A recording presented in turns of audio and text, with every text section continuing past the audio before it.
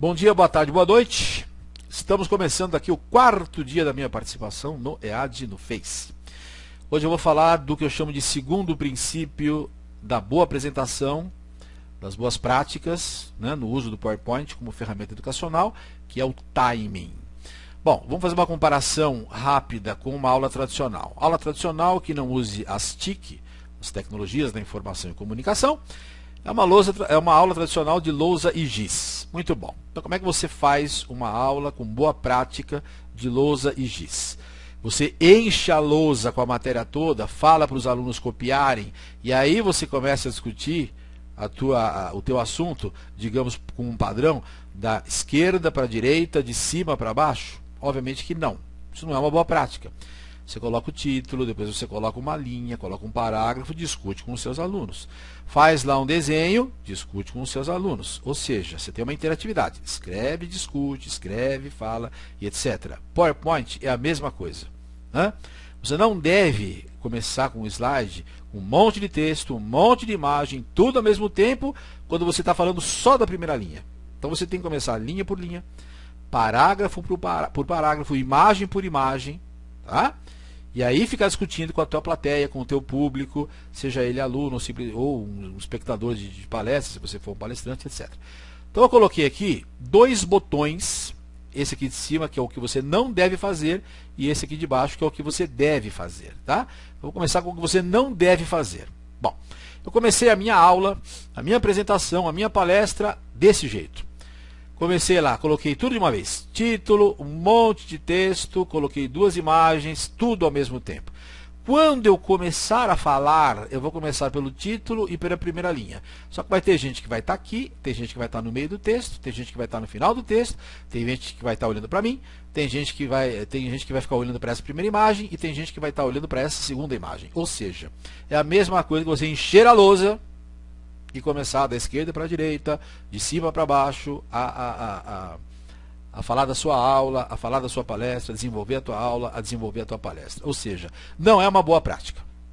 De novo, como eu falei ontem, não é que está errado. Errado, a rigor, não está, mas não é uma boa prática. Se você tem interatividade no PowerPoint, se você pode começar com a primeira linha, depois colocar a segunda, depois colocar a terceira, então, para que colocar tudo ao mesmo tempo? Você está, na verdade, subutilizando o PowerPoint. Como assim subutilizando? Você poderia colocar, por exemplo, um visualizador de imagem.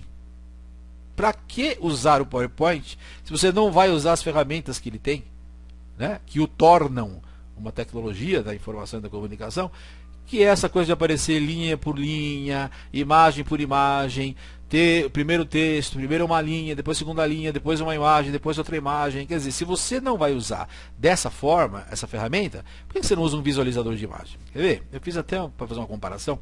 Eu dei um cliquezinho aqui, criei um botão, apareceu um botão, e esse botão vai me linkar para um diretório do meu computador, que é a minha pasta EAD no Face, dia 4, que é a minha apresentação agora, hoje.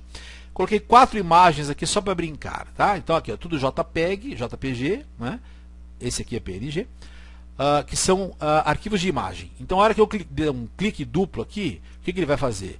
Ele vai abrir algo que leia essa extensão, que é o JPG ou o PNG, que são imagens. Ou seja, ele vai abrir um visualizador de imagem. Então aqui eu estou aberto com o meu visualizador de imagem, tá?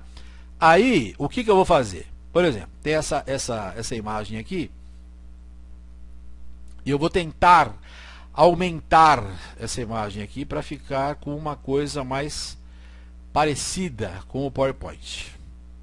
Quer ver? Vou tentar clicar aqui, a coisa não é tão imediata quando você faz uma captura de tela. Muito bom.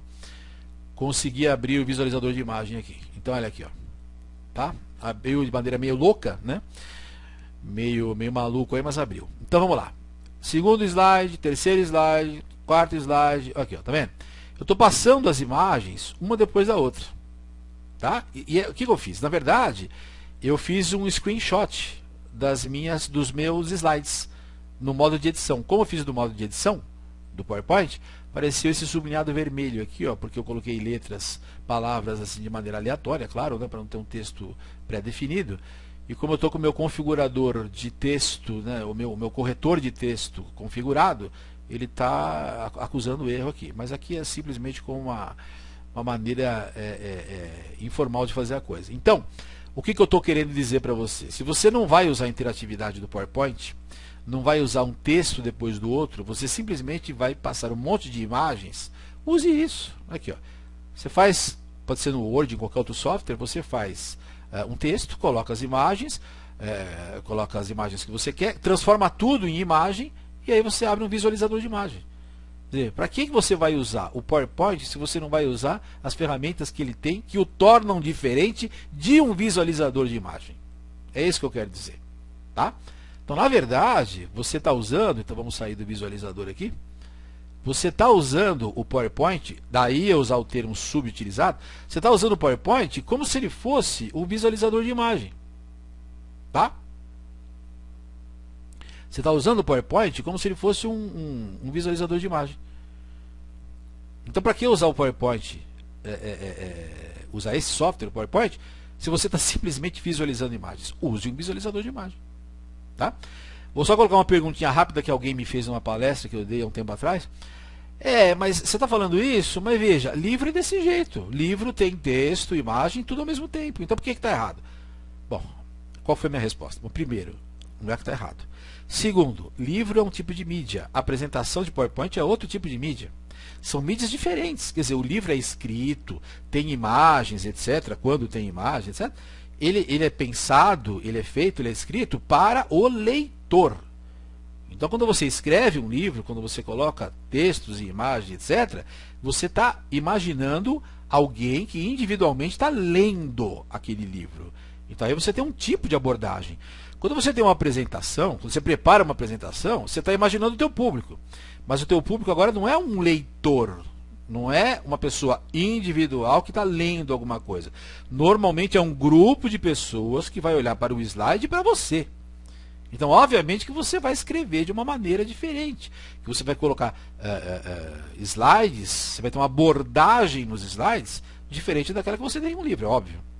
Né? Quer dizer, uma mídia, é uma coisa, outra coisa é outra coisa. Tá? Então não existe certo e errado, existem mídias diferentes. Então veja, para quem quiser usar desse jeito, como se fosse uma página, entre aspas, né? Como se fosse a página de um livro com textos e imagens, pode continuar a usar, não há problema. Só que você não precisa, repito, usar o PowerPoint. Use um simples visualizador de imagem. É mais fácil, mais rápido, etc. Tá? Então qual seria a boa... Coloquei um botãozinho aqui para voltar. Qual seria a boa prática de utilização do PowerPoint nesse sentido? E aí vem a coisa do que você deve fazer. Veja, a mesma coisa. Eu vou fazer o mesmo slide anterior, só que agora desse jeito. Ó, coloco o título, falo com o meu público. Coloco a primeira frase, falo com o meu público. Coloco a segunda frase, falo com o meu público. Terceira, quarta. Aí eu quero colocar uma imagem. Então eu realço aquela frase. Tá? Eu quero associar com uma imagem. Aí eu clico, aparece a imagem associada a essa linha. E aí eu vou de novo, texto e discuto. Vou colocando cada linha e vou discutindo. Outra linha, outro texto. Então aqui eu tenho a possibilidade, por exemplo, até de chegar no rigor, e aí já vai para a coisa do design, né, e não do timing, de colocar, por exemplo, linha e imagem com cores semelhantes. Aqui é amarelo, aqui está amarelado, vermelho, aqui está meio rosa, meio avermelhado, etc. Tá? Pode chegar até nesse rigor. Isso influencia no aprendizado? Também, claro. Você associa cores iguais com situações parecidas, etc. Associa a imagem com o texto, a cor com o texto, etc. Tá? Então veja, essa coisa do timing, aqui, por exemplo, no PowerPoint, eu posso ir, eu posso voltar. Olha aqui, eu tenho essa possibilidade. Tá? Então, eu faço eu tenho um timing, né? Eu tenho um tempo de apresentação muito diferente daquela de colocar tudo ao mesmo tempo. Por isso que eu recomendo assim, se você quer colocar tudo ao mesmo tempo, coloque, etc. Mas não precisa usar o PowerPoint para isso. Tá? Você pode usar ferramentas muito mais simples, inclusive, para fazer isso. Tá?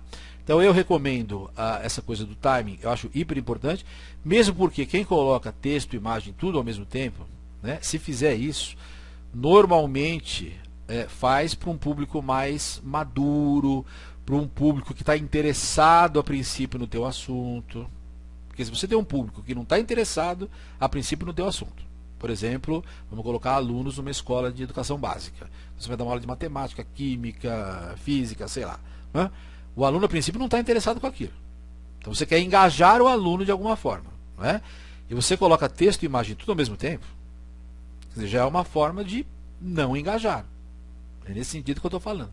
Então, se você colocar texto, uma frase por vez, se você colocar uma imagem por vez, se você colocar a coisa de uma maneira que você vá falando e vá discutindo ao mesmo tempo, é bem diferente. Aí você começa a engajar um público que a princípio não é um público que está lá para te ver, não é um público que está lá porque gosta daquilo que você vai falar e etc. Né? Bom, então, em relação a timing, são essas as coisas que eu tenho para falar. E amanhã a gente faz aí no quinto dia a gente vai falar, né, a gente vai discutir um pouquinho a respeito de mais um princípio, na verdade que eu chamo, né? Mais um princípio da boa apresentação do PowerPoint, que eu chamo de interatividade, que aliás eu já usei aqui, mas vou focar especificamente nela, tá bom? Um abraço a todos, obrigado por ter assistido e até amanhã. Tchau, tchau.